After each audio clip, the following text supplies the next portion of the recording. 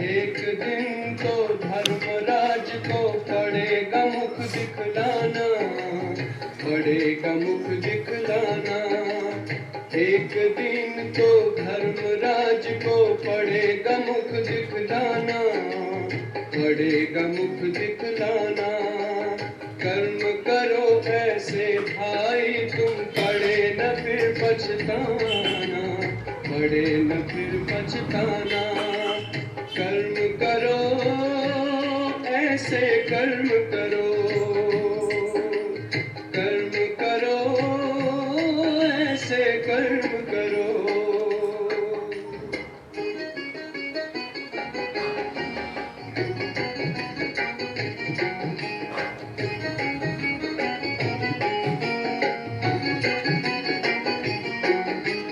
मन में औरों के लिए तुम शुभ संकल्प चलाओ, निंदा करता है जो तुम्हारी अपना उसे बनाओ।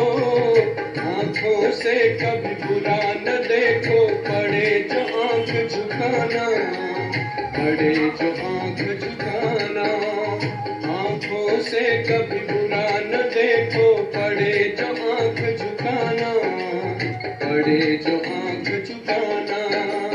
कर्म करो ऐसे भाई तुम पड़े न फिर पछताना, पड़े न फिर पछताना। कर्म करो भाई कर्म करो, कर्म करो भाई कर्म करो।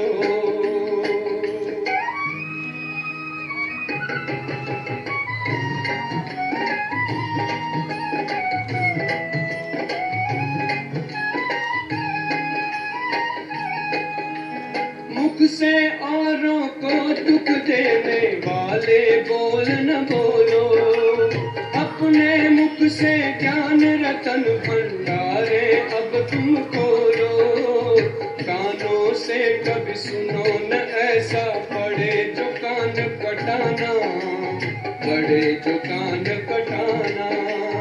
कानों से कभी सुनो न ऐसा, पड़े जो कान कटाना, पड़े जो कान कटाना।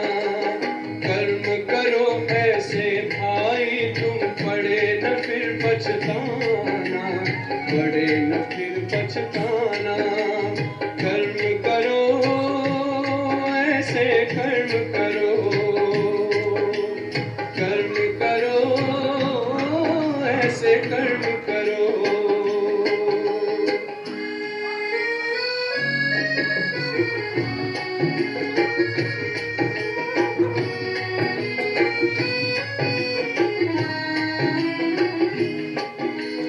ऐसा जीवन हो जो हंसते हंसते घर को जाओ, धर्मराज के आगे तुम निर्भय होकर जाओ। ऐसा हो न खाता अपना, पड़े जो वहाँ पछताना, पड़े जो वहाँ पछताना। ऐसा हो न खाता अपना, पड़े जो वहाँ पछताना, पड़े जो वहाँ पछताना। कर्म करो ऐसे भाई तुम पड़े न फिर पछताना, पड़े न फिर पछताना। एक दिन तो धर्मराज को पड़ेगा मुख दिखलाना, पड़ेगा मुख दिखलाना। कर्म करो ऐसे कर्म करो, कर्म करो भाई कर्म करो, कर्म करो ऐसे कर्म करो।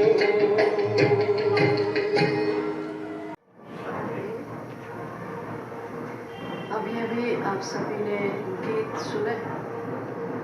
गीत में क्या था?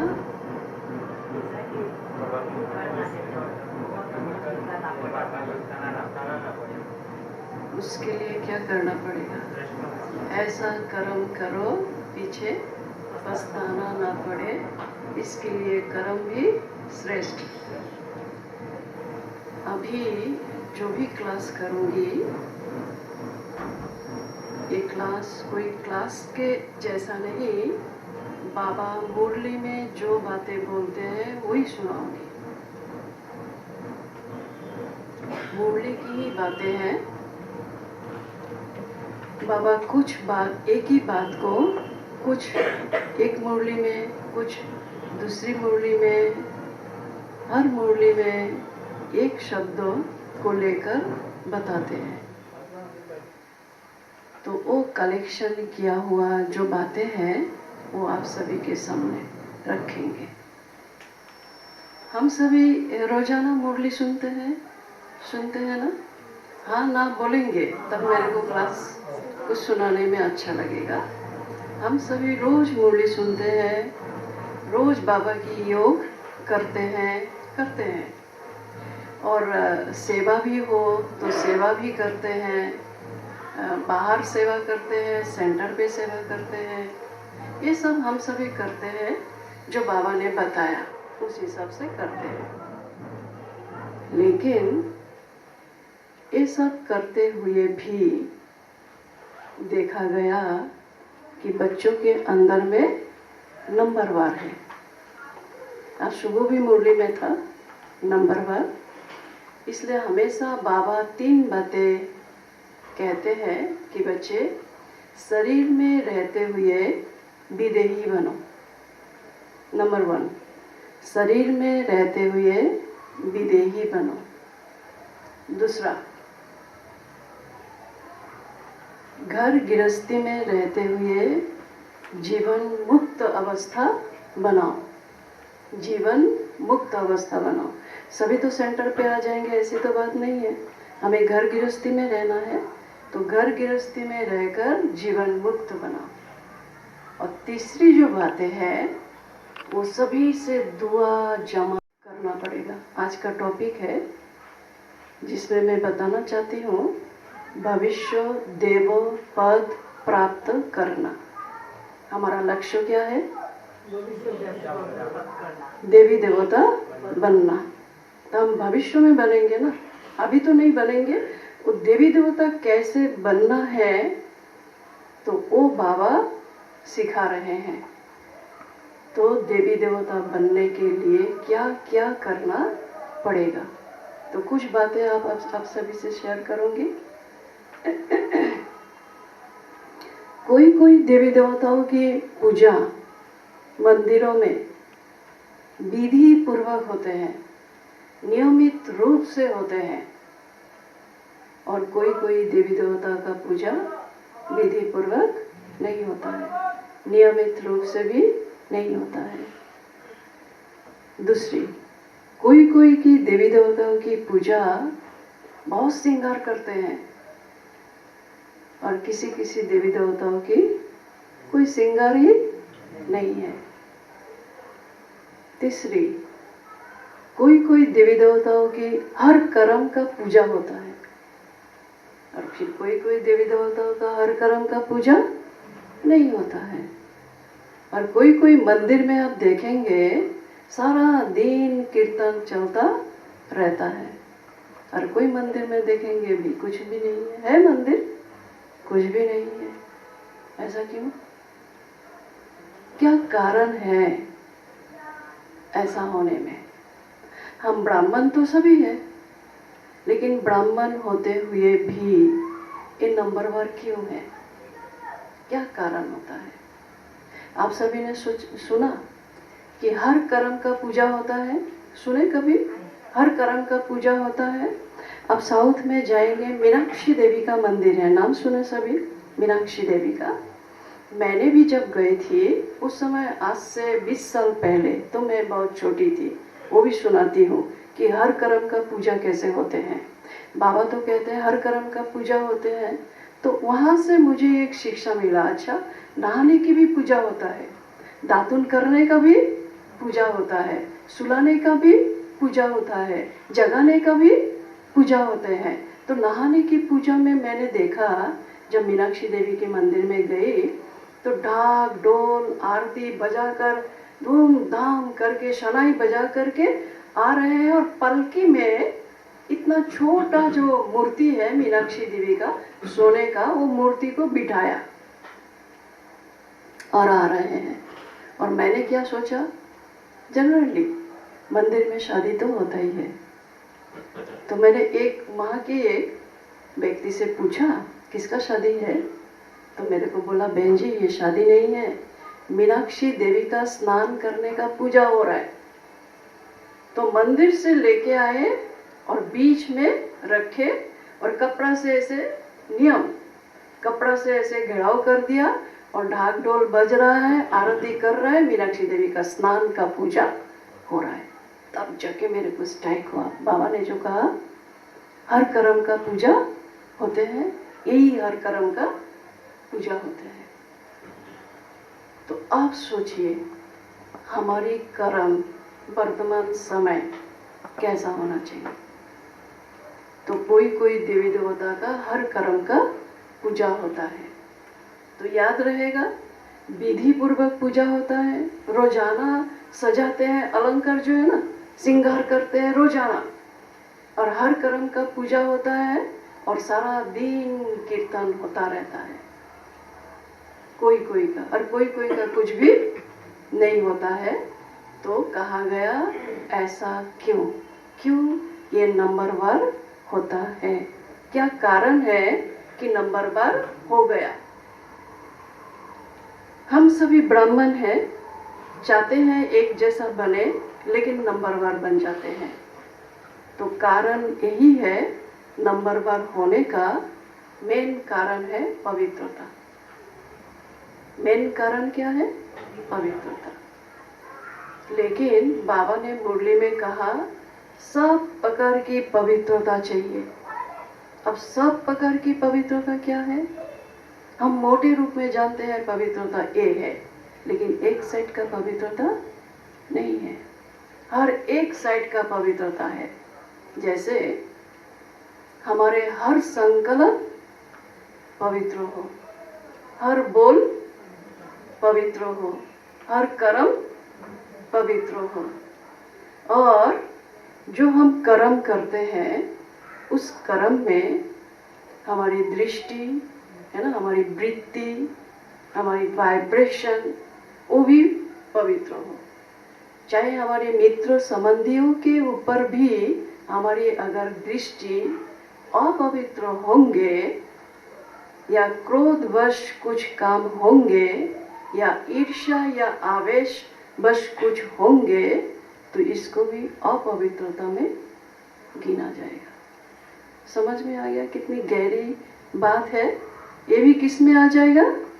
अपवित्रता में आ जाएगा। और अपवित्रता में आना माना क्या है?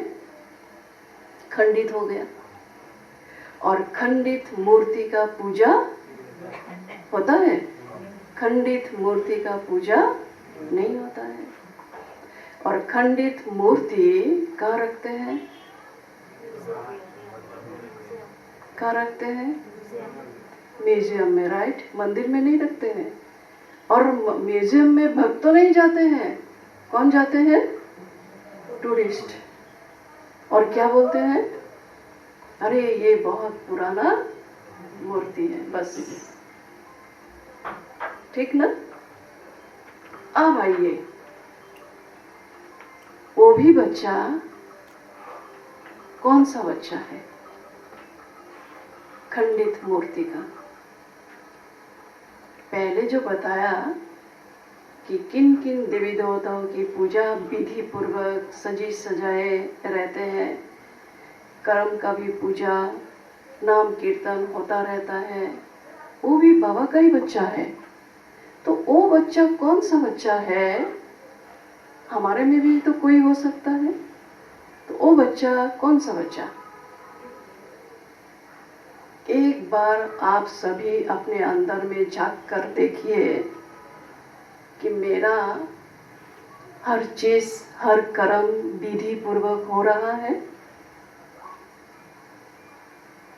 वर्तमान समय पर जो भी हम कार्य कर रहे हैं, क्या विधि पूर्वक कर रहे हैं? चलिए 1 मिनट के लिए हम अपने अंदर झांक कर देखेंगे। आंखें बंद करके।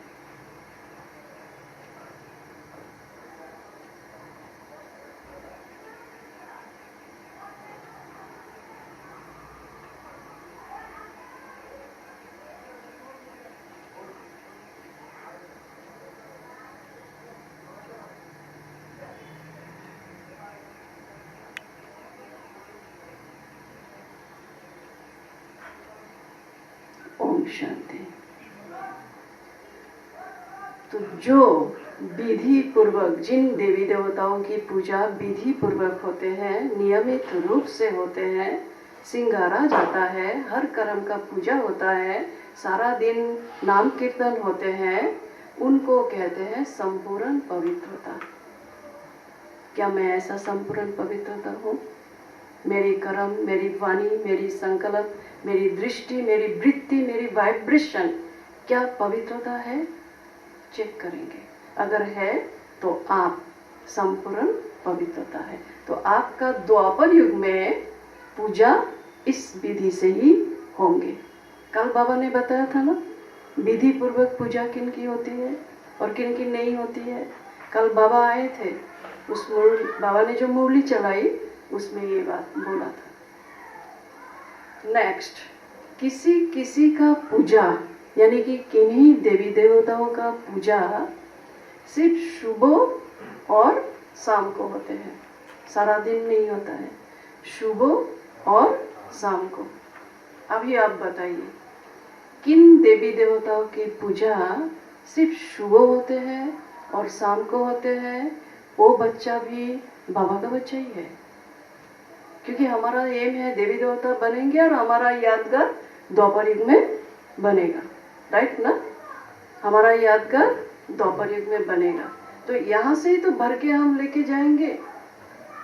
तो किन देवी देवताओं की पूजा सुबह होती है और शाम को होते हैं, सारा दिन कोई मतलब नहीं है, वो बच्चा कौन सा बच्चा है? तो जो बच्चे वर्तमान संगम युग पर सुबह उठते हैं, बाबा को याद करते हैं, और शाम होते हैं बाबा को याद करते हैं, और सारा दिन बाबा से कोई मतलब, समझ में आ गया? सारा दिन बाबा से कोई मतलब नहीं है। वो बच्चा जैसे सुबह उठा, अमृत वेले उठे और बाबा को याद किए, और शाम को लौकिक दुनिया में भी क्या करते हैं? सुबह उठते हैं, पूजा कर लिया, और शाम हो गया दोनाबाती लगा दिया। ये तो करते हैं ना, नियम प्रमाण वो ये कर रहे हैं 2 टाइम। तो अगर नियम प्रमाण बाबा का बच्चे सुबह और शाम को बाबा को याद करे और सारा दिन कोई मतलब नहीं है, तो फिर बाबा कहते हैं मैं भी सबको भाड़ा दे दूंगा। मेरे को सुबह याद करते हैं, शाम को याद करते हैं, उसका भाड़ा उसको मिल जाएगा।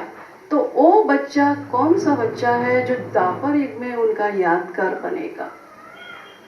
अब देखेंगे द्वापर युग में पुजारी क्या करते हैं? पेमेंट देखते हैं, क्योंकि संगम युग में बच्चे ड्यूटी, प्रमाण, योग, तपस्या किया, मुरली सुना, ड्यूटी ना, भाई सुबह उठना है, शाम को करना है, शाम को सेंटर में जाना है, योग करना है।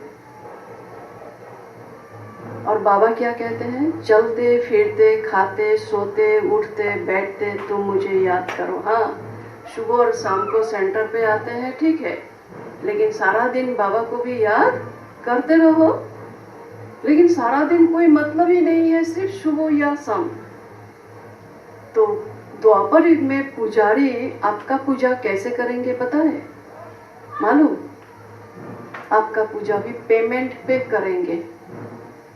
वो देखेगा कितना पेमेंट रखा है, वो ज्यादा रखा है तो थोड़ा ज्यादा टाइम आरती करेंगे, और देखेगा कम रखा है, शॉर्टकट कर देगा, ओम नमः शिवाय। क्योंकि वो भी तो बाबा का ही बच्चा है ना। तो वो जो बाबा का बच्चा है वो अभी संगम युग में वो तैयार अपने आप को कर रहे हैं, इसलिए नंबरवार। और फिर कोई कोई बच्चे अमृत बेला जो उठते हैं ना, आलस अलबेलापन होकर उठते हैं।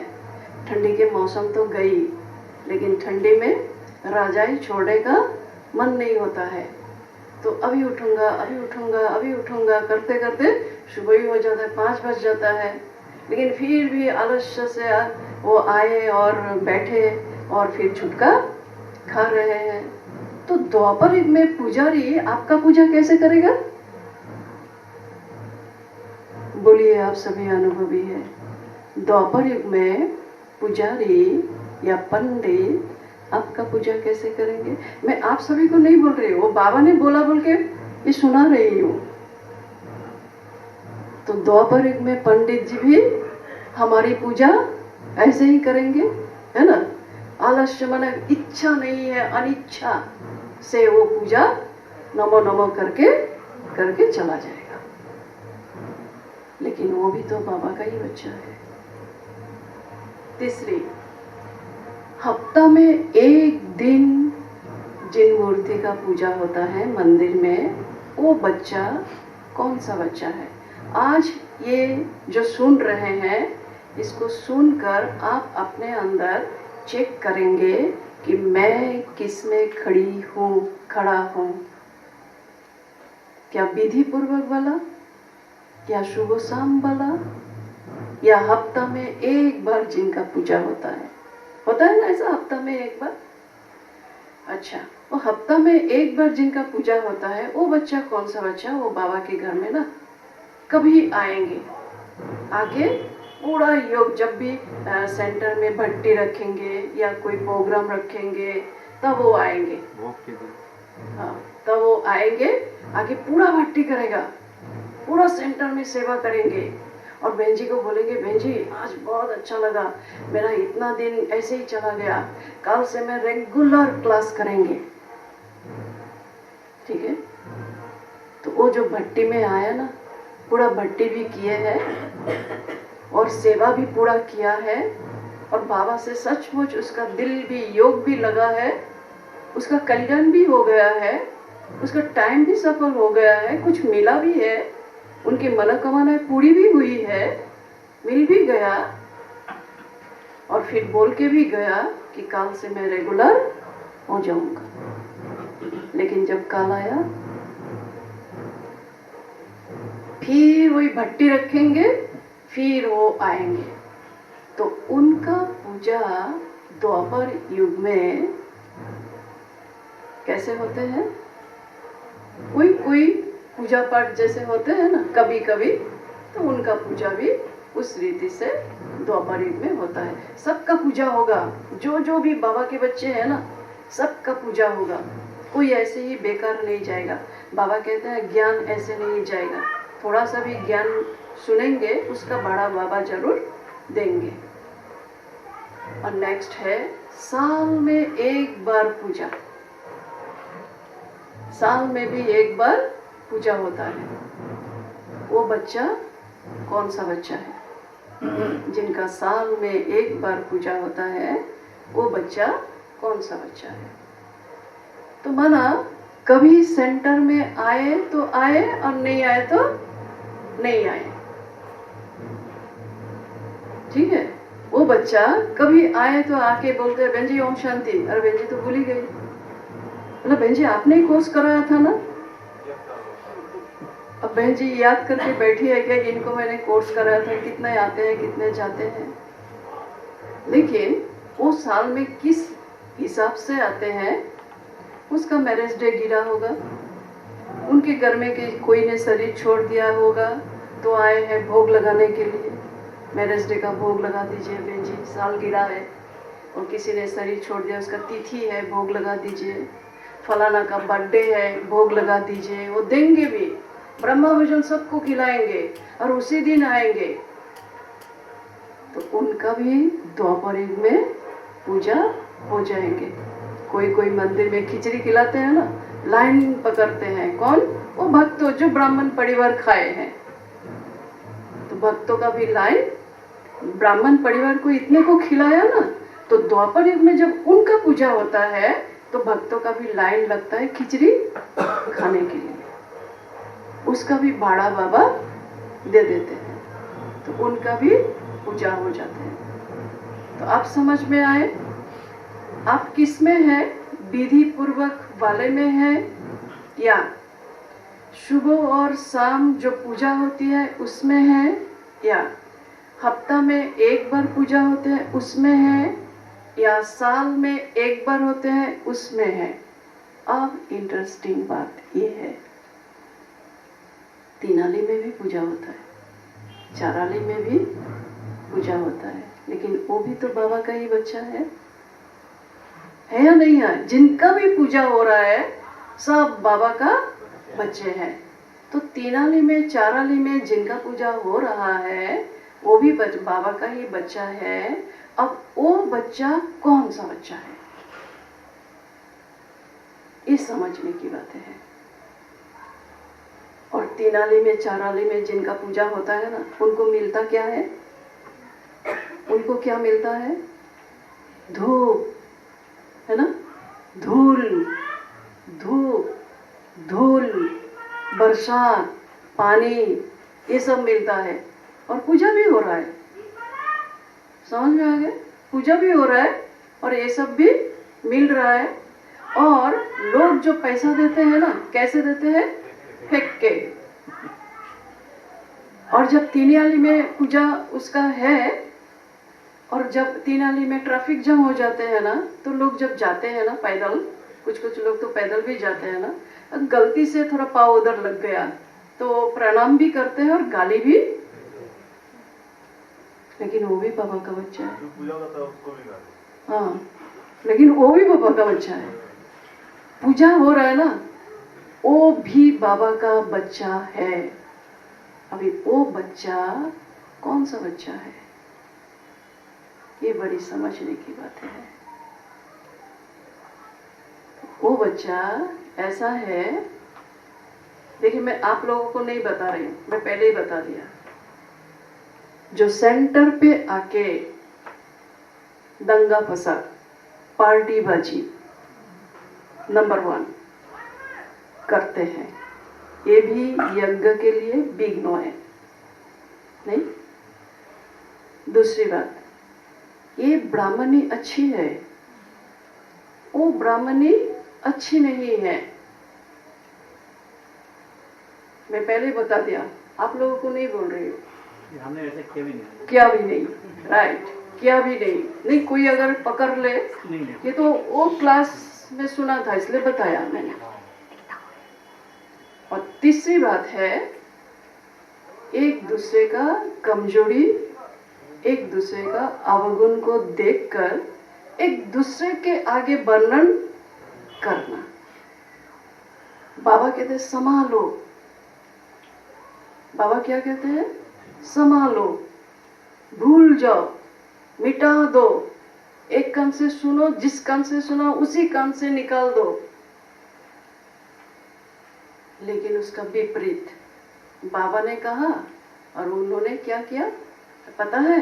फलाने ने आज ऐसा किया, पता है वो इतना पुराना ना, उसने ऐसा किया। तो एक दूसरे का अवगुण और कमजोरी को वर्णन जो करते हैं, ये है तीसरा पॉइंट। ये भी यज्ञ का माने बहुत बड़ा विघ्न है। और ऐसे विघ्न डालने वाला बच्चा का भी पूजा होता है। तो वो कहाँ होता है? फट से बोलिए। तीनाली चाराली, नहीं, तीनाली चाराली में पूजा होता है। अभी तो नाले का ऊपर, हाँ, वहाँ भी होता है, कहीं भी होता है, लेकिन फिर भी पूजा तो हो रहा है ना, पूजा हो रहा है। बाबा कहते मैं भावना का भाड़ा जरूर दूंगा, पूजा होंगे, कैसे भी करके होंगे। अभी 1 मिनट के लिए आंखें बंद करेंगे और हम अपने आप को झांक कर देखेंगे कि मैं किस में हूँ।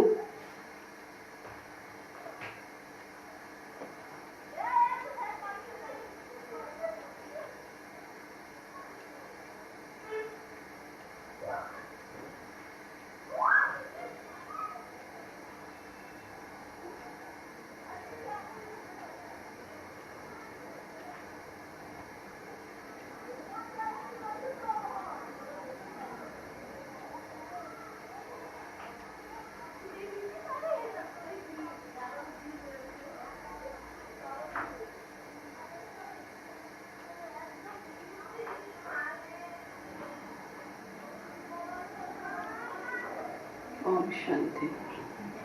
सभी ने चेक कर लिया? मैं हाथ नहीं उठाऊंगी कि आप किस में हैं, वो अपने आप को देखना है कि मैं किस में हूँ। यहाँ तो तीनाली चाराली में कोई है नहीं, अभी मैं पूछ रही हूँ, तीनाली चाराली का कोई भी नहीं है, कोई एकाध होता है, लेकिन विधि पूर्वक भी नहीं हूँ। मैं बीच में हूँ, सच्ची दिल से बीच में हूँ।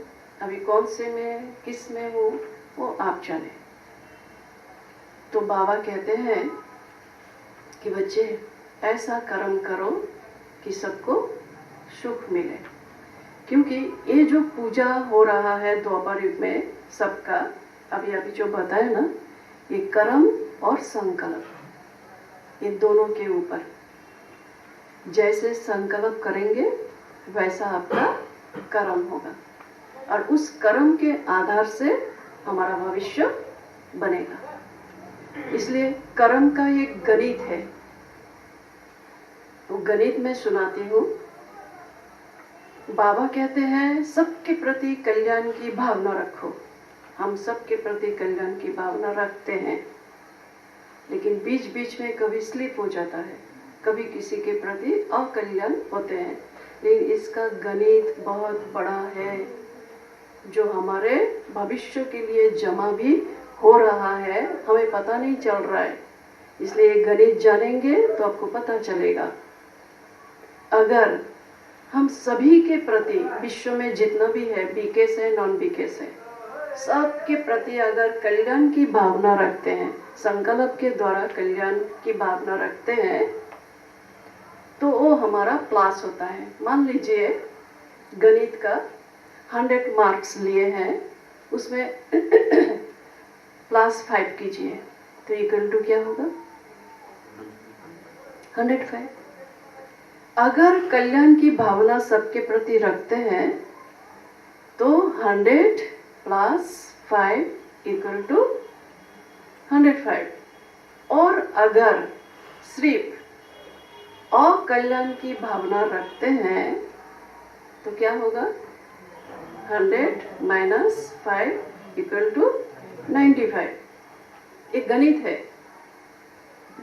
आपसे, बाबा से जो कुछ भी आपने खजाना लिए हैं, वो प्लस होता है जब कल्याण की भावना रखते हैं, सिर्फ संकल्प में।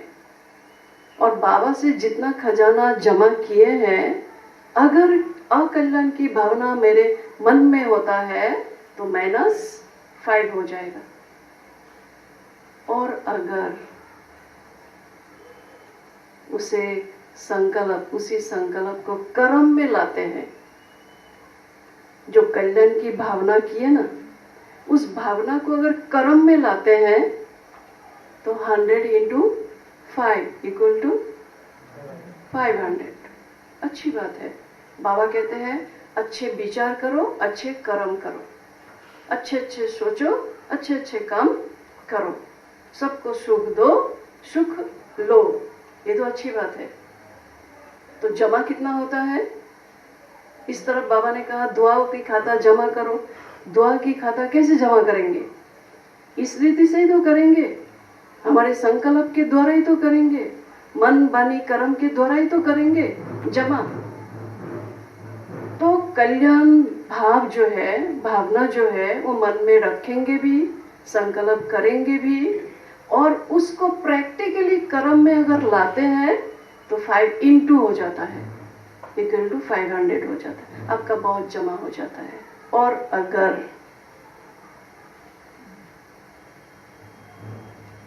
अगर अकल्याणकारी भावना रखे और उसको कर्म व्यवहार में लेके आए तो 100 / 5 इक्वल टू 20। 20 तो पास मार्क भी नहीं है। क्यों? पार्थ भाई पास मार्क है, सुब्रत भाई 20 तो पास मार्क भी नहीं है।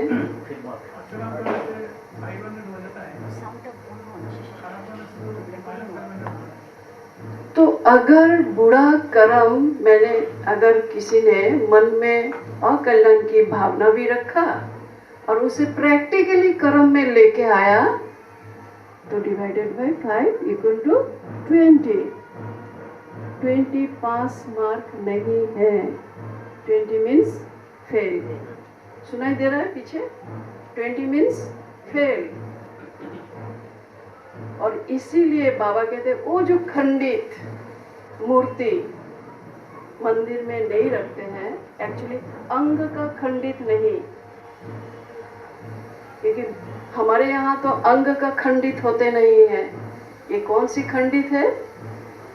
मन, वाणी, संकल्प, है ना, दृष्टि। कितनी अच्छी बात है। आपकी एक दृष्टि से, आपकी एक दृष्टि से कोई भी अगर चंचल या दुष्ट या अशांति फैलाने वाली आत्मा आपके पास आ जाए और आपकी एक दृष्टि से वो परिवर्तन हो जाए, ये कम्बत है। तो इस दृष्टि से ही तो सृष्टि होती है। क्यों लौकिक दुनिया में नहीं बोलते हैं? जब खेती करते हैं तो खेती में क्या रखते हैं? एक मानव बना के रखते हैं और क्या बोलते हैं? नजर ना लगे इसलिए लगाया। तो बुरा नजर, तेरा मुंह काला, नहीं बोलते हैं? तो बुरा नजर अगर लग सकता है तो क्या अच्छा नजर नहीं लग सकता? यही दृष्टि है। यही दृष्टि से सृष्टि होती है। तो इस दृष्टि को पवित्र बनाने के लिए क्या करना पड़ेगा? सबसे पहले हमारे मन को, हमारे संकल्प को शुद्ध करना पड़ेगा। तो रोजाना हम चेक करें कि जो भी विचार चलते हैं हमारे मन में, सुनाकर दुआओं की खाता जमा कीजिए। इतना जमा कीजिए, मैंने पहले भी बोला कि वर्तमान भी आपकी अच्छी जाए और भविष्य भी तो अच्छा होगा ही। और द्वापर युग में भक्तों की जो लाइन लगेगी ना, आपके मंदिर से दुआ लेके ही जाएंगे, भीड़ लग जाएगा। वो रोता हुआ आएगा और हंसता हुआ जाएगा। ऐसा आप संकल्प कीजिए, क्योंकि संकल्प से ही तो सृष्टि बनती है। तो इसलिए इतना अभी संगम युग में दुआ का खाता जमा करना है। तो उसके लिए सबसे पहले संकल्प को बदलना पड़ेगा। आज से बदल देंगे संकल्प को। आपके पास कोई भी नेगेटिव बातें आ सकते हैं, नहीं आएंगे ऐसा नहीं है। बाबा ना टेस्ट लेने के लिए भी किसी को भेज देते हैं, है ना। लेकिन आप अगर हिम्मत है, कितना भी मेरे को टेस्टिंग करे, लेकिन मैं पास होऊंगा ही। क्यों? एक संकल्प आप रच लीजिए। कल पहले भी मैंने पास किया था और अभी भी पास करेंगे। पास हुआ ही पड़ा हुआ है। मेरे सामने कोई भी परिस्थिति, कोई कठिनाई नहीं है। तो ऐसा मजबूत संकल्प अगर करेंगे तो किसी का हिम्मत नहीं है कि आपको गिराए। तभी तो बाबा हनुमान का, अंगद का नाम लेते हैं, ऐसे ही लेते हैं। महावीर का नाम लेते हैं, ऐसे लेते हैं। उनकी समान हमें बनना है। क्यों? क्योंकि हमें भविष्य ऊंचा पद पाना है, भविष्य देव पद प्राप्त करना है। इतना इजी नहीं। लक्ष्मी नारायण बनेंगे? हाँ बनेंगे, हाथ उठाओ। इतना इजी नहीं। इसलिए अपने आप को चेक करना पड़ेगा कि सारे दिन के अंदर में मैं क्या क्या करता हूँ, मेरी विचार कैसा चलता है, मेरा संकल्प क्या उठता है अपने प्रति, दूसरे के प्रति। इसीलिए बाबा ने कल की मुरली में कहा, निमित्त, निर्माण और निस्वार्थ, ये 3 बातें को अपनाकर जो सेवा करते हैं वो सक्सेसफुल हो जाता है। तो चलिए हम सभी अभी थोड़े टाइम के लिए मैं कमेंट्री करूंगी, आप सभी उस हिसाब से अपने मन को लेके जाएंगे। सभी अलर्ट होके बैठिए। लाल लाइट जला देंगे।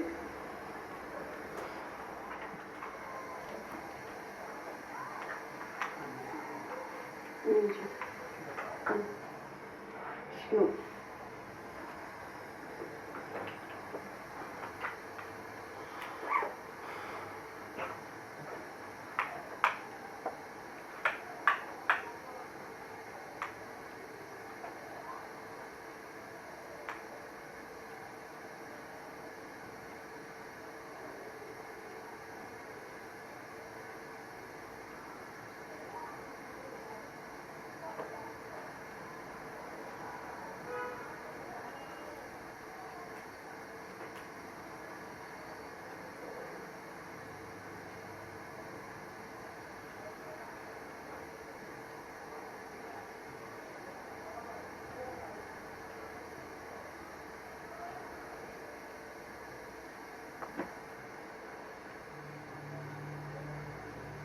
कुछ समय के लिए सोचिए,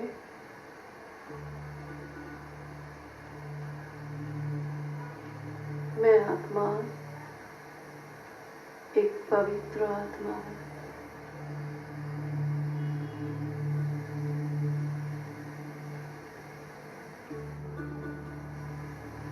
मेरी मन, वाणी, कर्म, संकल्प सब पवित्र है।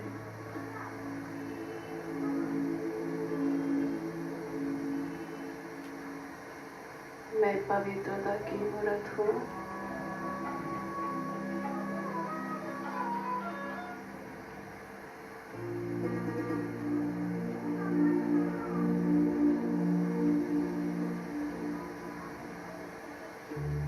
पवित्र मेरा श्रृंगार है।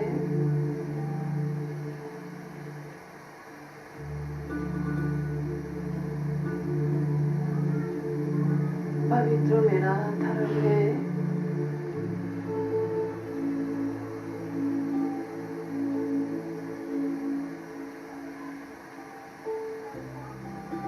इस पवित्रता के कारण ही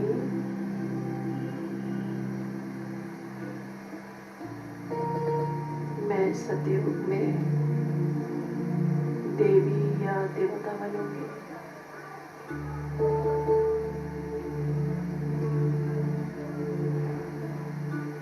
सभी अपने आप को देखें।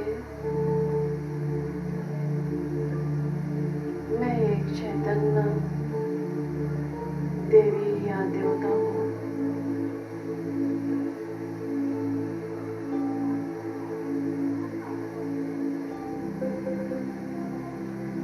मेरे सिर के ऊपर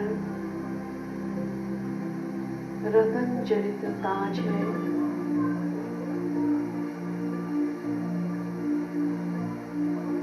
और बहुत ही अलंकार से श्रृंगार किया हुआ हूँ।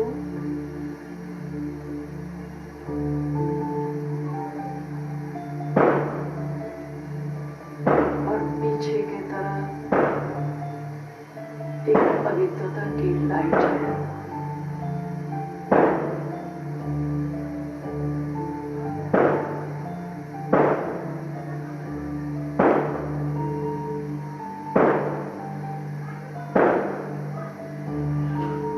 चैतन्य देवी देवता की आंखों से पवित्रता की किरण निकलते हैं। मेरा कान भी पवित्र, मेरी मुख भी पवित्र, मेरी दृष्टि भी पवित्र।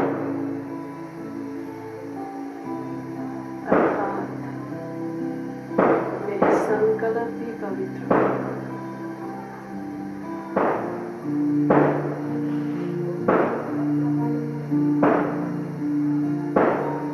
अपने आप को देखें। चैतन्य रूप में मैं पवित्रता की मूर्ति हूँ।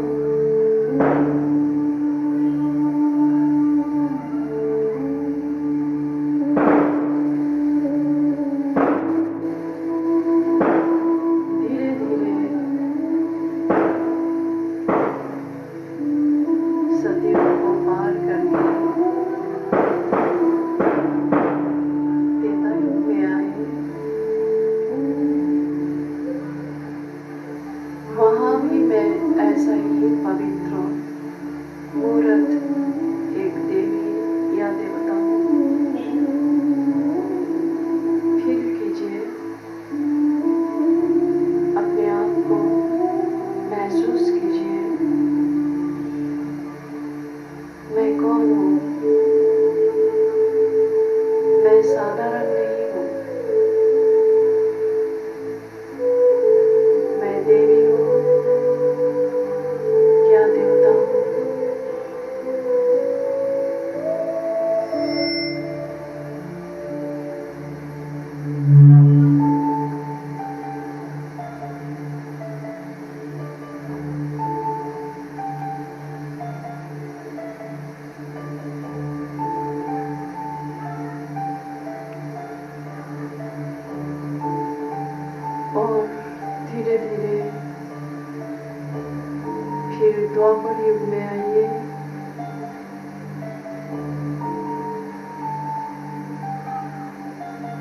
सोचिए,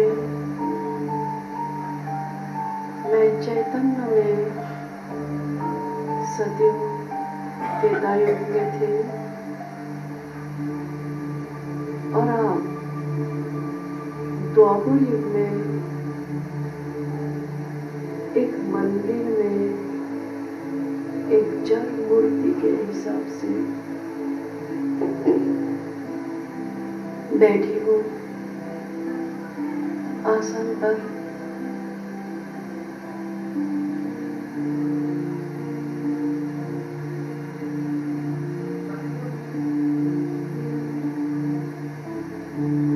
और आप देख रहे हैं आपके मंदिर के बाहर भक्तों का लाइन।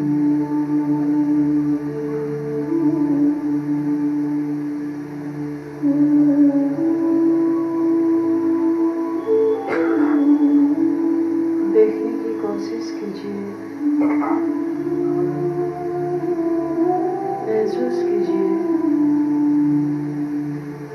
पूरा भक्तों का लाइन लगा हुआ है, आपके द्वार पर आए, कुछ मांग रहा है। शांति दे दो, शक्ति दे दो, पुत्र दे दो, पैसा दे दो। हर एक की मनोकामनाएं अलग अलग है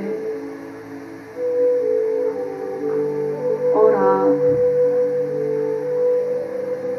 मंदिर के अंदर बैठे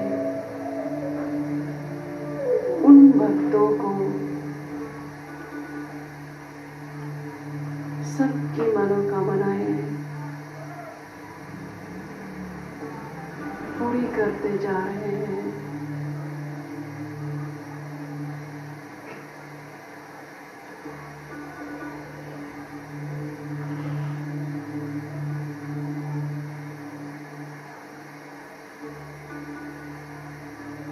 फिर देखिए, सभी खुशी खुशी से वापस लौट रहा है।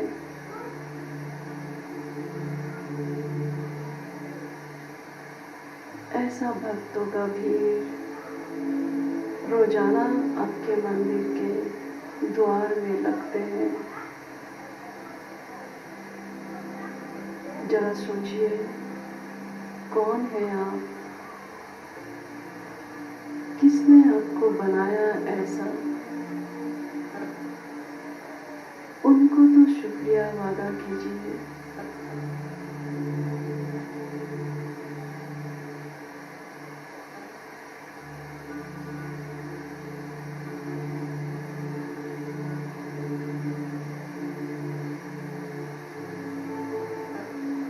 अब चलते हैं धीरे धीरे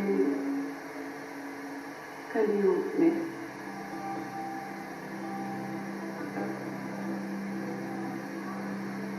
फिर आते हैं कलियुग का अंत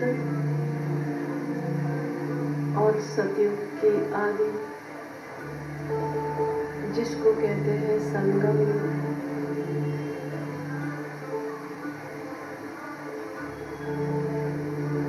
इसी संगम युग में स्वयं परमपिता परमात्मा आकर हम सभी को अपना बनाया।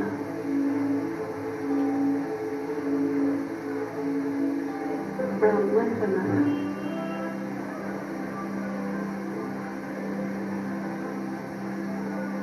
सोचिए, मैं कौन सा ब्राह्मण हूँ?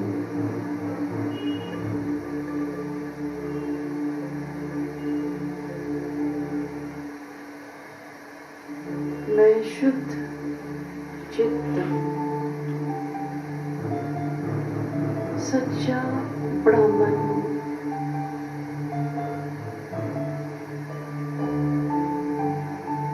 मेरे विचार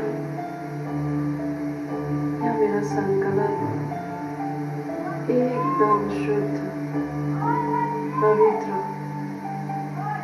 वो ब्राह्मण हूँ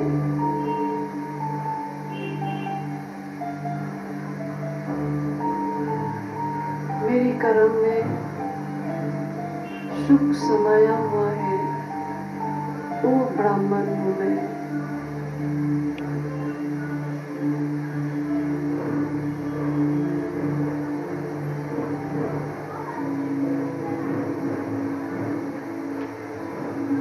जितना पवित्र इस ब्राह्मण जीवन में बनेंगे, उतना ही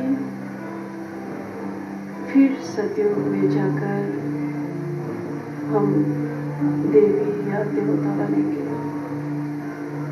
इसीलिए कहते हैं ब्राह्मण सो देवता।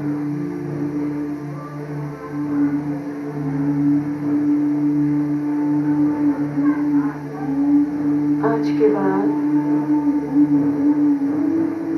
रोजाना जब घर में रहेंगे,